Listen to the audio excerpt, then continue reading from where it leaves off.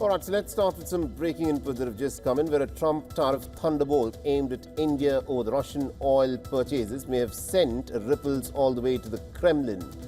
In a radio interview, the American president has hinted that his secondary sanctions on New Delhi may have pushed Vladimir Putin to the negotiating table. In an interview with Fox News Radio, Trump boasted, "When you lose your second largest customer and you're probably going to lose your first largest customer, I think that probably has a role." He was talking about India's, which is the world's second largest purchaser of Russian oil after China, and his decision to slap secondary tariffs that, according to him, essentially took them out of buying oil from Russia. The Trump's tariffs targeted India's oil deals, with Russia signaling to both New Delhi and to Moscow that Washington was willing to bite. For Moscow, losing India as a major buyer meant an immediate revenue hit and possibly the risk of losing China as well next. Now, India's Ministry of External Affairs has pushed back, stating that its purchases of Russian oil are guarded by national energy security needs and that it will continue to make sovereign decisions in the interests of Indian nationals. While Trump had hinted that India has paused buying Russian oil, but the facts appear to be very different. India, remember, has not halted oil purchases from Russia.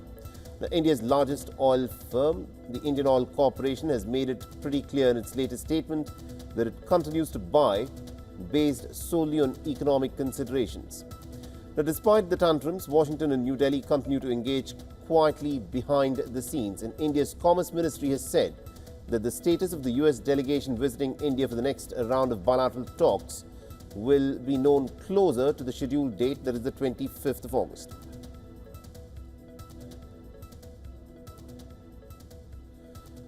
Now, with an Alaska meeting between Trump and Putin on the horizon, the question, of course, is this: was this Donald Trump's masterstroke economic leverage or tariff brinkmanship that could potentially backfire?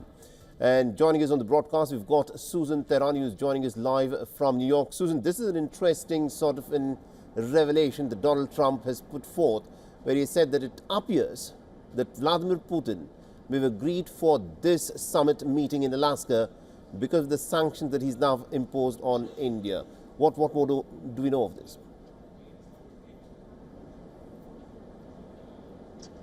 Yeah, he was asked by Brian Kilmeade of Fox News on whether or not it was some pressure, and notably these sanctions, that brought Putin to the table, and he said it could be. Anything could be possible. He sort of left it open-ended. Nonetheless, it's clear that on the one side, Russia wants some economic incentives, and on the other side, Washington believes that leveraging third-party countries, while it's only been India so far, it's hinted that China could come next.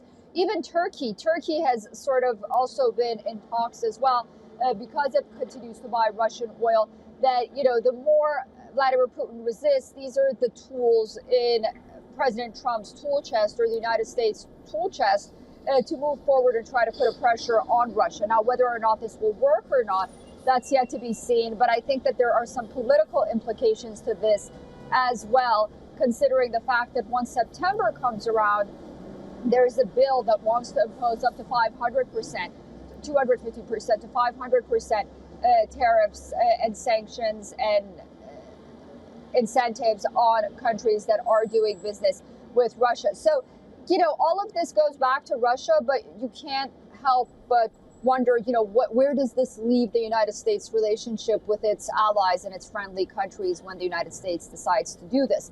So, India and the United States, they continue to negotiate behind closed doors, but nonetheless, it appears that this is a tool that Washington thinks may ultimately convince Vladimir Putin to some sort of agreement. All right, we'll have to wait and watch as to what actually happens in that meeting when Donald Trump and Vladimir Putin, of course, meet in Alaska. That, of course, will be revealing as to what, in fact, is the dynamic between the two leaders. Thank you very much indeed, Susan Tehrani, for joining us with all those updates there.